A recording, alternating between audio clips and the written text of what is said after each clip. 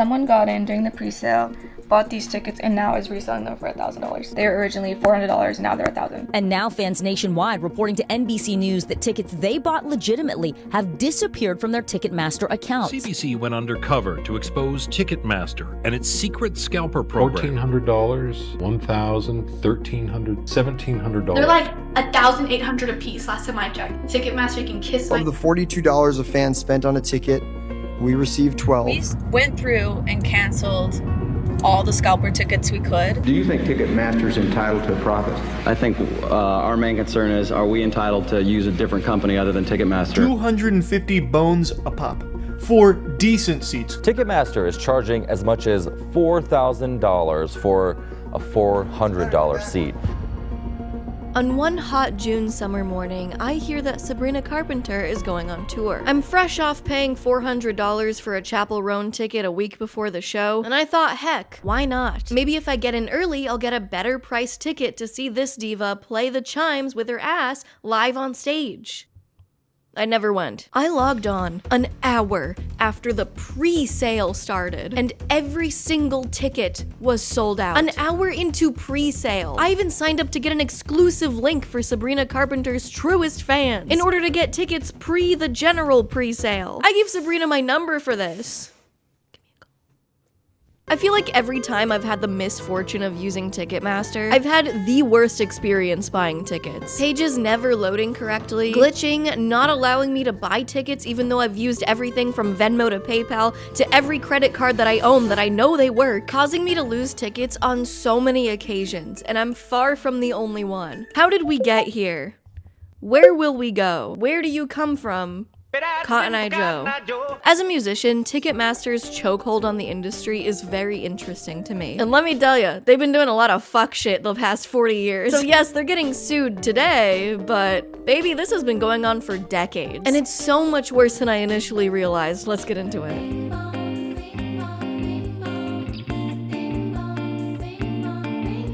At first I thought, why is Ticketmaster the company that came out on top out of all the other companies over time? As a business major for 1 week before switching to media, I knew that Ticketmaster had to solve a problem, and even go above and beyond to be appealing for people to actually use it. On the surface, Ticketmaster, founded in 1976, was a solution for venues because it would save venues the cost of running a physical box office with employees, equipment, holding ticket inventory, and machinery before the internet. And now, Ticketmaster is a solution for all of that online. It's so expensive to run your own website with servers and a ticketing portal that can handle payments and customer accounts and security. Oh god, what a pain. Imagine if every venue in the country had to do that on their own. Even just having an app on the App Store costs hundreds of dollars a year, while paying fees to the payment processor that you use. Like, it was only a matter of time that venues were gonna use some sort of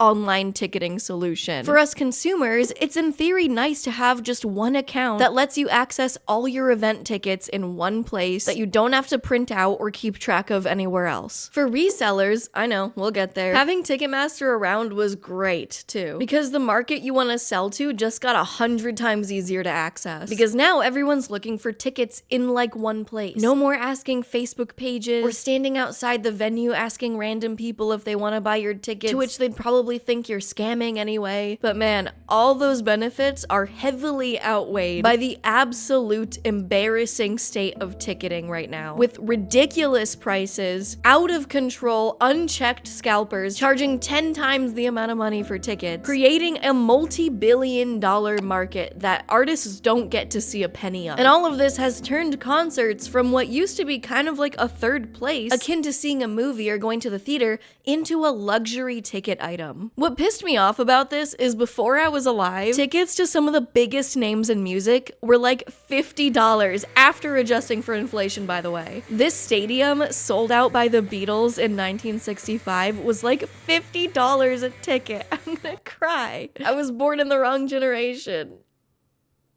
The tickets were $10.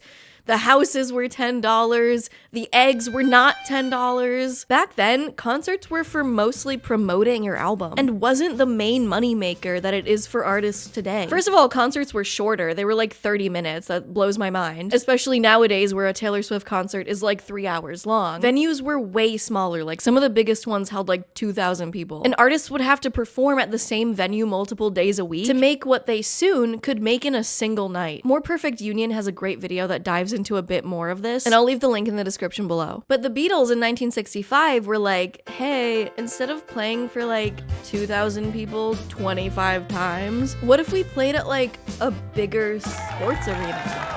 And that's why they were the world's smartest rock band. So concerts in general got more expensive over time for a few reasons, minus Ticketmaster. The NBA started building bigger stadiums that could actually fit more people, especially as more giant musical acts like Queen came onto the scene. And they used it for like playing sports or whatever. Shows also got bigger that involved dancers, crazy sets, outfits, lights, pyrotechnics that started getting popular after Jimi Hendrix upped the ante for onstage spectacles when he lit his Strat on fire at the end of his set. But even with this and inflation, sure, the face value of a ticket has risen over the decades, but nothing compares to the ridiculous price maxing caused by Ticketmaster, scalpers, and subsequently the internet age of ticketing. As you can see from this graph from Bloomberg, prices for tickets have soared way faster than movies or inflation. Okay, I know I'm about to starkly go from criticizing one company to praising another, but I gotta pay the bills. This video is sponsored by Surfshark VPN. I unironically use VPNs all the time, as if there's like an ironic way to use them. That wasn't the point. But when I'm traveling on trains, planes, hotel lobbies, and I need to access sensitive information like banking or buying more V-Bucks, I use Surfshark VPN so weirdos on public Wi-Fi can't hack into what I'm doing. But it's not only my intense fear of internet hackers on public Wi-Fi keeping me using a VPN, it's internet service providers spying on everything you do and then selling it. But using Surfshark VPN can prevent that. You can't 100% escape online marketing and advertising in general, but I especially want to spite my ISP, who I cannot legally name and badmouth during this ad read. With over 3,200 different servers and over 100 locations, bypassing region-locked stuff is no problem. And there's a 30-day money-back guarantee if you hate it, and I don't think you will. Head to surfshark.com/GabiBell to get 4 months free. Man, what a deal. Make sure to click on that link in the description. Helps a lot, thanks. That would be awesome. Behind the scenes during this growth of the music industry as a whole, a little startup called Ticketmaster was rubbing their grubby little hands together in preparation for a revolution of the ticketing market in the mid-70s. We're gonna go through a little history here, but don't close your eyes. And I'll kiss you tomorrow, I'll miss you. I mean, it just gets crazier and crazier, so sit the fuck down because I have tea. When you think about it now, who are Ticketmaster's actual competitors? Eventbrite, SeatGeek, who I've taken a sponsorship from before? But none of these competitors are even close to the size of Ticketmaster, or have done the amount of damage that Ticketmaster has trailblazed through the industry. Before Ticketmaster, you bought tickets in person at the box office, by phone, or at the store. They didn't even have the internet. Ew. The big company at the time was Ticketron, a computerized ticketing company, making it easier for box offices to sell tickets without selling the same seat twice, stuff like that. It just made it way easier than doing stuff by hand. Within 15 years in business, Ticketmaster essentially put Ticketron out of business, especially ramping up their reputation when aggressive CEO Fred Rosen took over in 1982. Some of these Fred Rosen quotes actually make him sound like a supervillain. When you bring that up, it's irrelevant to me. The fact that no one shared in the service charge was idiotic. No one thought that ticketing was a business. I thought it was a business. I'm not ashamed of that. I have no sympathy for people whining about high ticket prices. Money is some of it, he says with a grin, but it's the game. I want to win. I was running the evil empire. I was running a business. You know who liked me? My clients. Did I love being called an asshole? Not particularly. Could I live with it? Sure. Because while Ticketron was a computerized ticketing company, Ticketmaster took it to a whole new level. They became a whole ass entertainment business. Ticketmaster was quickly buying out every competitor in the 80s and 90s, if not just pushing them out of the market. By 1991, Ticketmaster successfully bought out Ticketron, who was slowly fading away from relevancy, especially as they failed to keep up with the digital age, unlike Ticketmaster. So what did Ticketmaster do differently? Back then, the endless fees you see now were essentially like a lot lower, like 2%, as opposed to the average 30% now, or sometimes even 75% of the ticket you'll pay in fees. And these fees at the time were also charged to venues and promoters. Not you. What Ticketmaster did was, instead of charging the venues, who, by the way, are their real clients, you, the ticket buyer, aren't who Ticketmaster is trying to make happy. Ticketmaster is much more interested in making promoters and venues happy. In the most, it's almost comical, the way Ticketmaster won over business was by literally giving them money. They started giving venues and promoters upfront advance payments as an incentive to work with them. Having this money upfront made it easier for promoters to budget and meet the demands of bookers, run the venue, promote the event, but it also made them dependent on Ticketmaster's money. This article from 1991, when the Ticketmaster Ticketron merger was happening, actually had the Ticketron president trying to say that the merger with Ticketmaster would actually lead to lower ticket fees because they'd no longer face competition, meaning they could make smaller upfront payments to promoters and venues. That's hilarious, holy shit. Your Honor, if we were a monopoly, we'd actually lower prices. It would actually be better for everyone. Yeah, we would be super incentivized to make things cheaper. Ticketmaster also entered exclusive contracts with venues to be in a monogamous relationship with them. Also, since the shows were quickly getting bigger, longer, and more involved, artists wanted to get paid more, since artists are having to front more and more of the cost of putting on a show. So, to offset all this cost and giving out money to venues to work with them, Ticketmaster started charging higher and higher fees to make up for it. The cost shifted from the venues and promoters to you, to us. I'm part of you. So a lot of things are happening here. Ticketmaster is gaining more and more control of the industry with these exclusivity contracts. They bought out essentially most or all of the competition. They're also gaining more control over the ticket inventory. The way Ticketmaster sold this to the venues, they went up to the venues on the first day of ticket sales and said, hey, shut down your box office and let us handle all of it. You'll save a ton of money not running your box office on the first day of sales. You'll save money on labor, equipment, and ticket handling, and I, Ticketmaster, will give you a piece of every ticket I sell. So simultaneously, you have no more cost of running a box office, and you still get the profit of the tickets. So I've just turned your cost center into a profit center, which this is a quote from a Ticketmaster employee recounting the CEO's business model. Smart business or manipulative X? You decide. Ticketmaster also provided more than just this. They helped advertise and provide marketing, even offering to do the LA Forum's accounting in order to secure a deal, which, by the way, no one else was willing to do at the time. Ticketmaster was clearly providing a lot of value for the venues they worked with. I mean, planning a tour back then without a nationwide reaching company like Ticketmaster was a logistical nightmare. Ticketmaster's last competitor was the box office themselves. Bands used to be able to sell tickets directly to their fans by themselves or by mail order, or however they used to do it, while also having some of those tickets be sold by the venues and box offices. They split it. They split the inventory of the tickets. But Ticketmaster was demanding more and more of the tickets to be sold by just them. So Ticketmaster pissed off a lot of bands, but the band Grateful Dead, they had their own ticketing service called GDTS, Grateful Dead Ticketing Service, literally just for their shows for their fans. Ticketmaster denied having a 50-50 split in Grateful Dead's ticket inventory, and instead demanded 90% of the ticket inventory, which really pissed them off, and they said no, but that was but a small win in this long history. So the tension was rising. Everyone was getting really pissed off at Ticketmaster, especially artists, because tickets to their shows were becoming unaffordable for their biggest fans and younger fans who didn't have as much of that income. Concerts used to be like a third place for young people, and that was quickly turning on its head. To be fair, not just due to Ticketmaster's growing reputation, but also scalpers were around back then, just flipping $12 Bruce Springsteen tickets in the 80s to upwards of $200 $200. So scalping was annoying artists and fans back then, but albeit I think on a much smaller scale than it is today,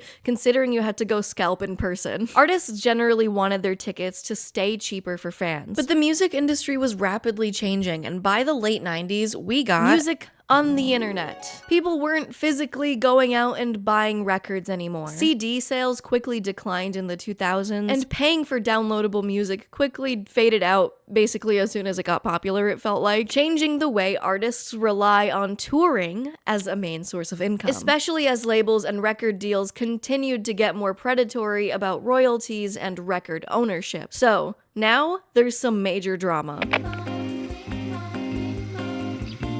I'm about to sit down, but I know I'm gonna get comments asking what records these are, so I'm gonna bring you through my little show and tell today. This one is MXM Tunes' latest album. It's very beautiful. I love it. This is Sabrina Carpenter. This is Sergio Mendes, who did, Oh, Oba, Oba, Oba, that Brazilian tune. I got this for $1 at the local record store. Great find. Chaperone, 1-year anniversary edition.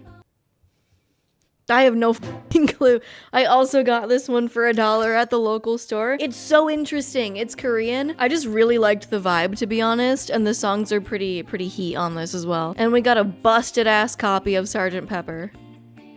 Beatles record, if you don't know. A lot of artists have spoken out about Ticketmaster's practices over the decades. But in the early 90s, the massive rock grunge band Pearl Jam were really fighting back over the fees and control that Ticketmaster had over, like, everything now. Just reiterating, they were already complaining about the rising fees 40 years ago. Eddie Vedder, frontman of Pearl Jam, asked Ticketmaster to keep the service fees on their tickets to what they were used to, like 2%, like $1.8 off of the $18 ticket. But Ticketmaster wanted to charge fees of upwards to $4 to $8 per ticket. A bit laughable nowadays, considering Ticketmaster fees alone can be as much as 75% the ticket at face value. They also wanted to stop hidden fees. Pearl Jam wanted Ticketmaster to print out the service charge onto the ticket so people could see it, and Ticketmaster refused. So Pearl Jam said fuck you and tried to sell their own tickets at the lower price, and when Ticketmaster found out, they threatened to take legal action and shut off the ticketing machine. Also, what's insane is that Ticketmaster threatened the venues it had contracts with to not let Pearl Jam perform there because there was plenty of lawsuit to spare. They actively tried to blacklist Pearl Jam from their career. That's fucking crazy. What scumbags, holy shit. Anyone who'd hired Pearl Jam in conditions that weren't Ticketmaster's faced a lawsuit. In 1994, Pearl Jam ended up settling and conceding to Ticketmaster because they just couldn't get around them without serious headaches. Pearl Jam ended up canceling the rest of their tour, citing Ticketmaster as a big part of the reason why. Since all the big venues were exclusive with Ticketmaster, it was impossible for Pearl Jam to plan a tour without using Ticketmaster. This really raised the eyebrows of the US Department of Justice. After this whole fiasco, Pearl Jam was approached by the DOJ for a congressional hearing. Do you think Ticketmaster's entitled to a profit? I think our main concern is, are we entitled to use a different company other than Ticketmaster? They were calling it a monopoly back then. Side note, Monopoly will just like make a game out of any property. What's going on there? Apparently Ticketmaster tried to argue there's a lot of competition actually, and cited a study that they themselves commissioned that said out of the 1.5 billion ticket sales sold for live events, Ticketmaster only sold 51 million of those. Gee. But apparently they used the broadest definition of live event that included stuff like museums and amusement parks and fairs. But that didn't really go anywhere, and the case was kinda just dropped in 1995. Because even having majority share of a market doesn't necessarily constitute a monopoly. There needs to be like anti-competitive practices or something. I don't know. I'm not an ecologist.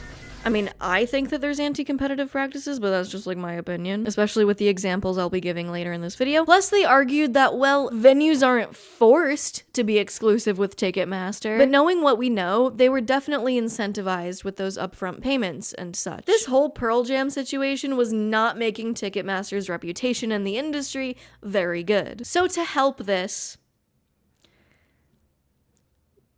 Ticketmaster got rid of direct artist to fan ticketing in 2002. You can't do that anymore. You can't sell your own tickets anymore. If you work with Ticketmaster, you can't do it anymore. All this might kind of make it seem like venues profit from this deal. And maybe at some point it did, or on some scale it does, like the biggest ones, like the biggest venues. But mind you me, they're f***ing over everyone. Smaller venues reported the profit margin for them getting smaller, like the one that they covered in the More Perfect Union video of the Crowbar in Tampa, Florida. About 25-30% margins in 2019.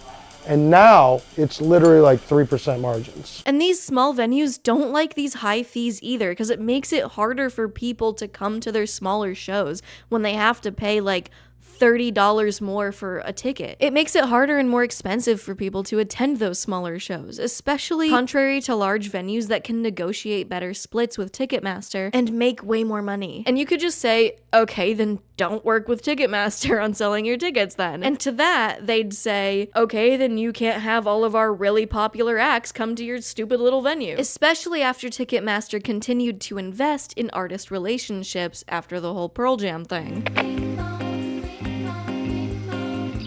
So bing bong, it's the 2000s. Let's fast forward a little bit because there's so much. There were more complaints to the government about Ticketmaster being a monopoly and by now owning 89% of the top 50 arenas, 88% of the top 50 amphitheaters, 70% of the top theaters and clubs. You get the idea. But these never went anywhere.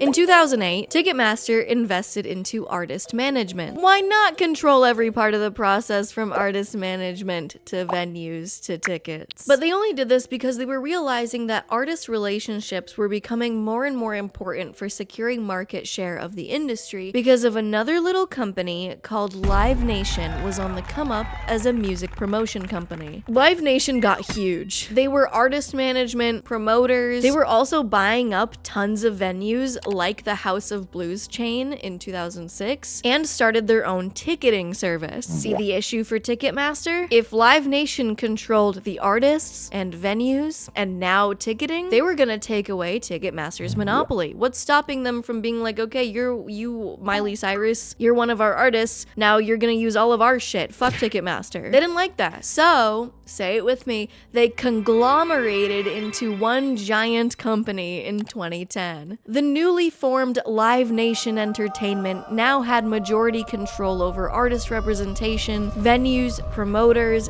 ticket inventory and ticket sales, and the resale market. The entire supply chain from artist to venue to, this is called vertical monopoly.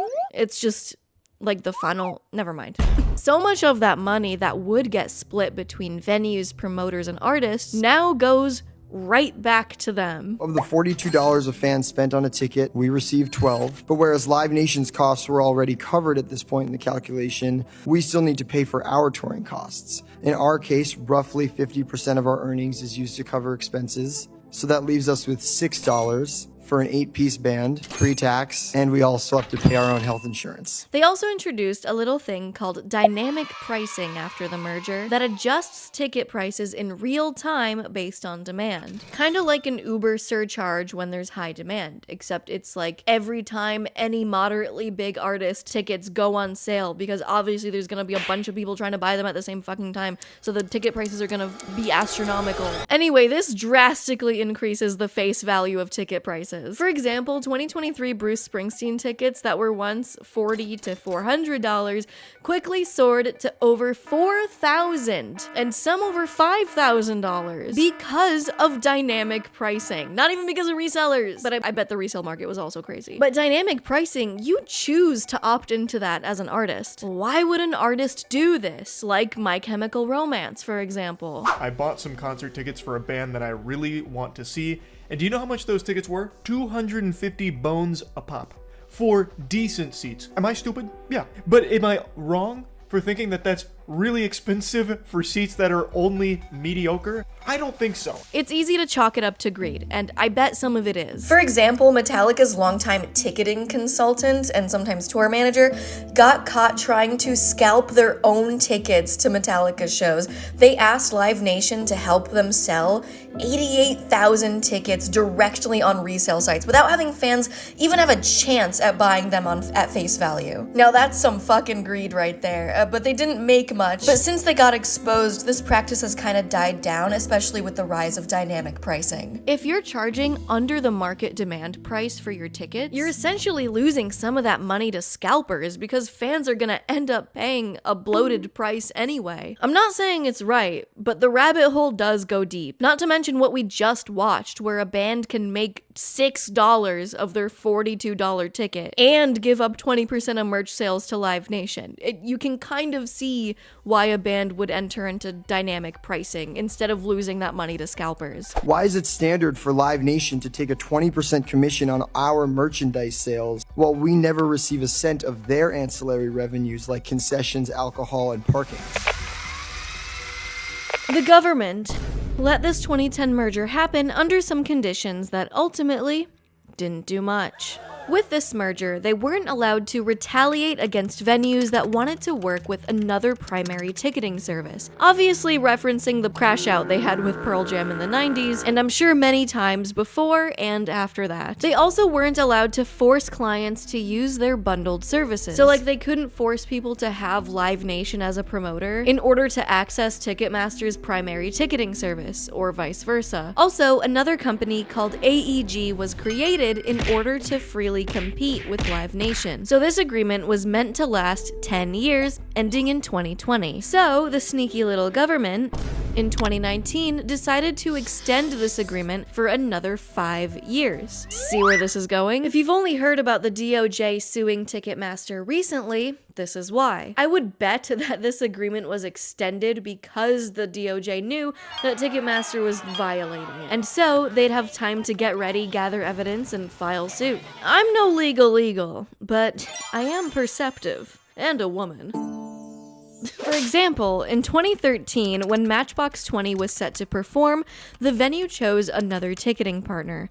Live Nation Entertainment punished the arena by lowering the prices the following year. That other ticketing company was AEG, the company that was born out of the 2010 merger. So that violated the first bullet point that we read from the agreement about retaliating against people who don't want to work with them. And then to the second point about them not being allowed to force bundled services, here's a congressional hearing from 2023. Let's imagine we just played a sold-out show at a venue Live Nation owns and operates. When an artist plays these venues, they're required to use Live Nation as the promoter. We have practically no leverage in negotiating them. If they want to take 10% of the revenues and call it a facility fee, they can and have. If they want to charge $30,000 for the house nut, they can and have. And if they want to charge us $250 for a stack of 10 clean towels, they can and have. And yes, that's the same guy who goes like, deep fake, click babe. That's that guy. The DOJ started another investigation into Live Nation Entertainment in 2022. While Live Nation doubled their lobbying spending from $1 million in 2022 to $2.4 million in 2023, as reported by the New York Times. Okay, so Ticketmaster is no stranger to lawsuits, and this entire thing never came out of nowhere. The way ticket prices are today have been ramping up for literal decades, faster than inflation and faster than other types of entertainment like movies. And I haven't even talked about the ridiculous resell and scalping market yet. So yeah, Ticketmaster didn't invent service fees, but they did kind of pioneer the absurd rise in fees and made everyone deal with it, from artists to venues to us. So before we jump into the resale market, has Ticketmaster changed anything due to the backlash from everyone? Well, Live Nation Ticketmaster started showing all-in pricing that shows the cost of a ticket, including fees and stuff for events that opted into it. Honestly, kind of similar to what Airbnb did about showing prices with fees included up front. And I did a video on them too that you should definitely watch later after this. So, no more hidden fees. Yay, I guess. Reselling tickets at its best is a way to get rid of a ticket to a show that you can't go to anymore and just want some money back for it so it's not a total loss. Now, reselling makes me want to rip my hair out. It's the entire reason I couldn't see Sabrina Carpenter even though I was there in the first hour of the pre-sale.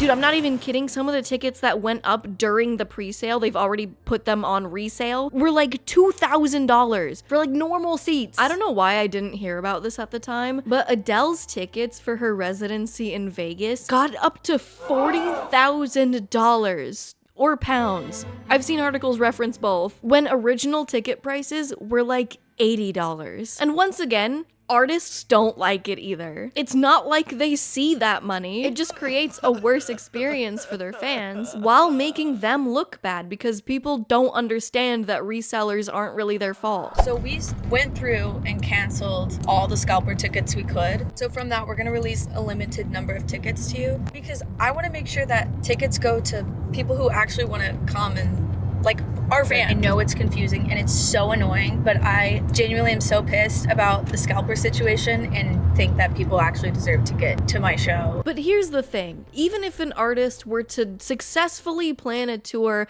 bypassing Live Nation Ticketmaster, their tickets would still end up on Ticketmaster for probably quadruple the price or more if you're Taylor Swift because of scalpers and resellers. You literally cannot escape Ticketmaster or scalpers with insane prices. As illustrated with the Pearl Jam situation, they testified that it would be nearly impossible to organize a big tour beside Ticketmaster, since all the large venues would be bounded by exclusive contracts, and that was in 1994. The resale market is a multi-billion-dollar industry, with $5 billion standing in between artists and fans. And now artists are much more reliant on live shows for income, that dependency coinciding with the rise of streaming. You simply do not make that much money on music streaming. Pulling back the curtain, I have a song with 1.3 million streams on Spotify. A very proud number. I'm very happy about this. And I don't do music for the money, obviously. I'm just showing you guys so you guys can put a number to it. But this song, over the 2-ish years it's been out, has made a little over $4,500, which doesn't sound bad until you remember this is over the course of multiple years. I'll also show you other songs of mine and how much money they've made. Artists don't make that much money on streams, obviously, of course, unless you're really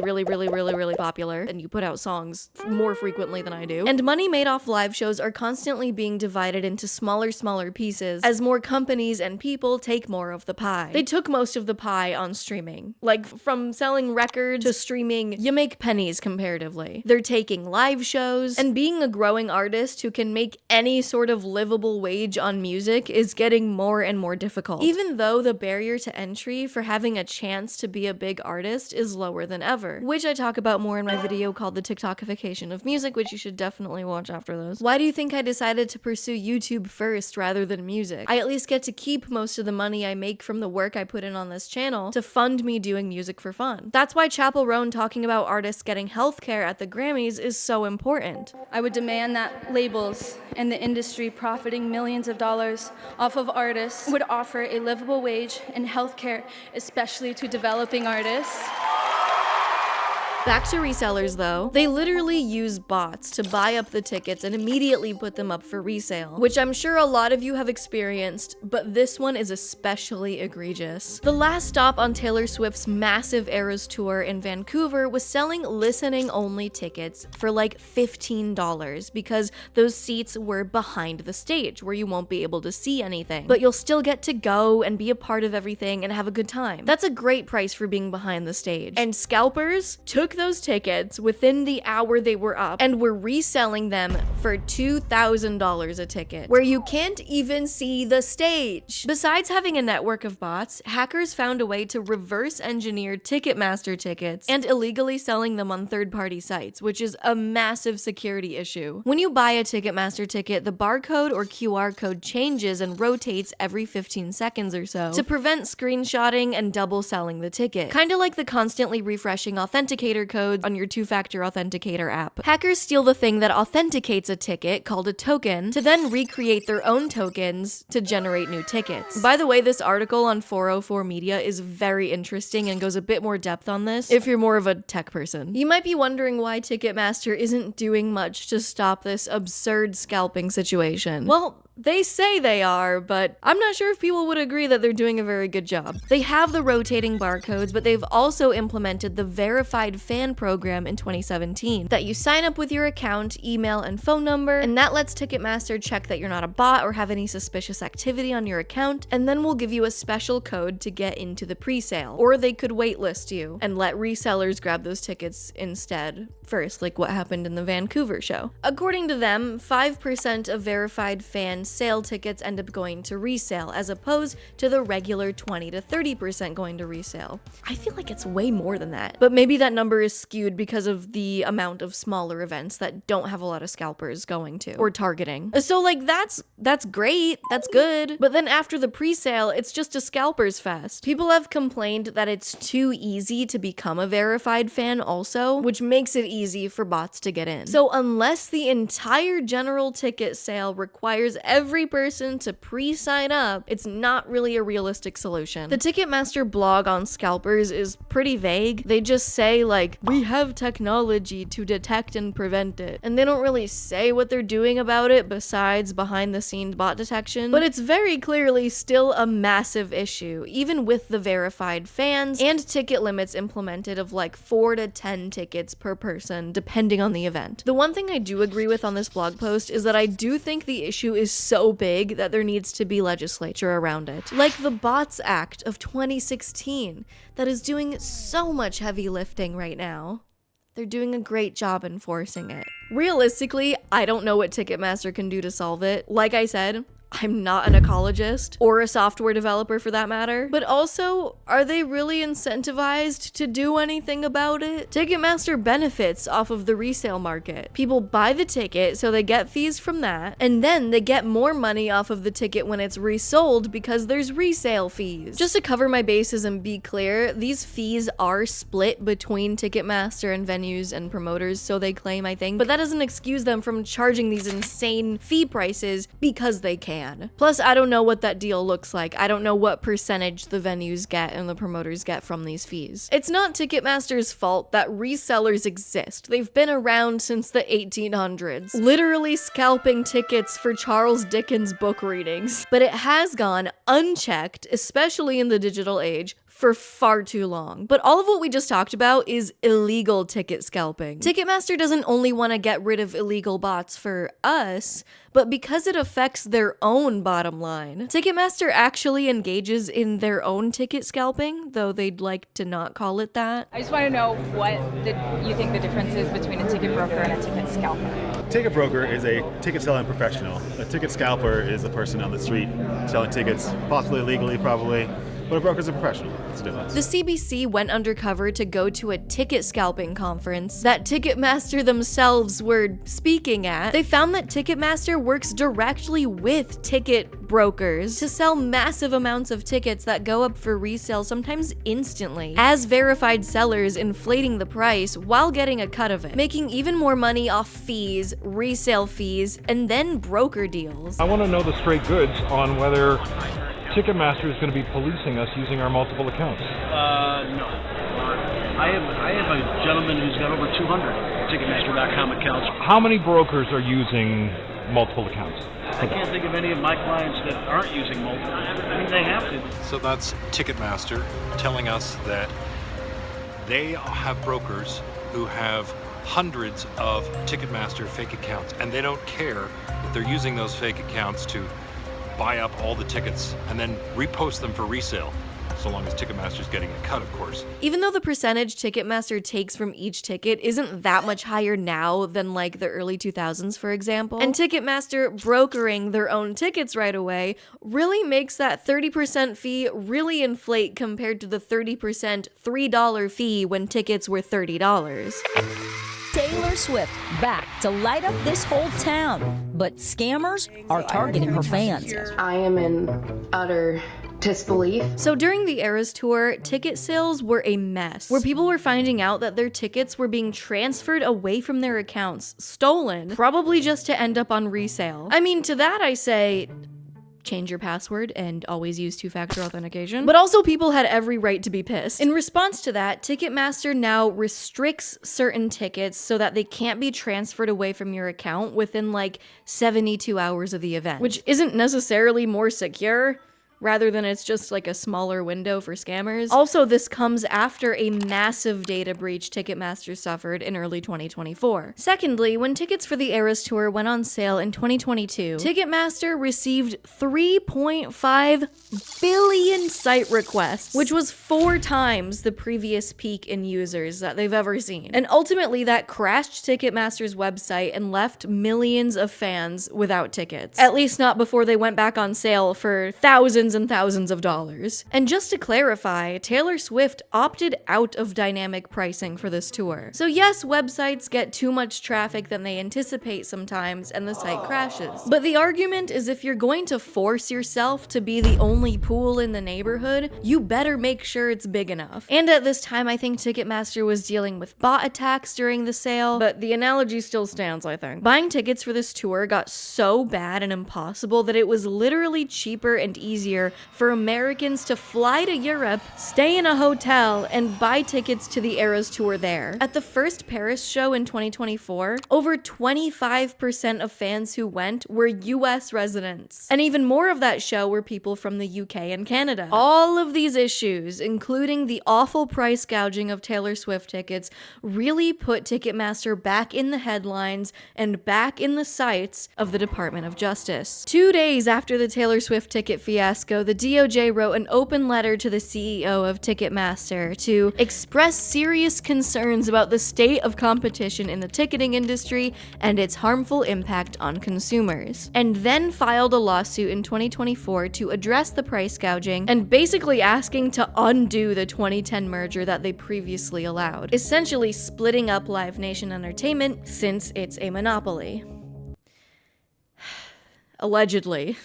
This also comes at a time where there was only 6 months left on that 5-year extension of that 10-year agreement of the Live Nation merger back in 2010. Interesting timing. Also in the past few years, Swift fans have been so mad, they filed at least 2 different class action lawsuits against Ticketmaster. I don't want to hear any one of y'all complaining about Swifties. Look what they're doing for us. Obviously, Ticketmaster alone didn't ruin the music industry. The industry was going to change over time anyway. And shady things that labels or managers do, the simple addition of social media and streaming, have also had an impact on how the music industry has shaped itself today. Not to mention just shows getting bigger, longer, and more expensive to run over time. But man, has Ticketmaster and Live Nation really been a large player in changing things with things like dynamic pricing, the ever-increasing fees, and monopolistic controls over venues, artists, and ticketing, from top to bottom. So, moral of the story, if you guys catch me using Ticketmaster and Live Nation in the future, I don't want to see any of you bitches calling me a hypocrite. I can criticize it, but I still have to live in the system. Also, despite literally everything, I'm sure that they still do provide value for artists and fans alike, even in ways that are clearly overshadowed by the company's past doings, like that what the higher ups at the company are doing. Okay, I'm gonna be honest, I'm tired of yapping. Actually, I was tired of yapping 30 minutes ago. This ended up being way longer than I anticipated. Make sure you subscribe because this took a lot of work, and I'm assuming if you watched it until now, you probably liked it at least a little bit. Bye! Bye!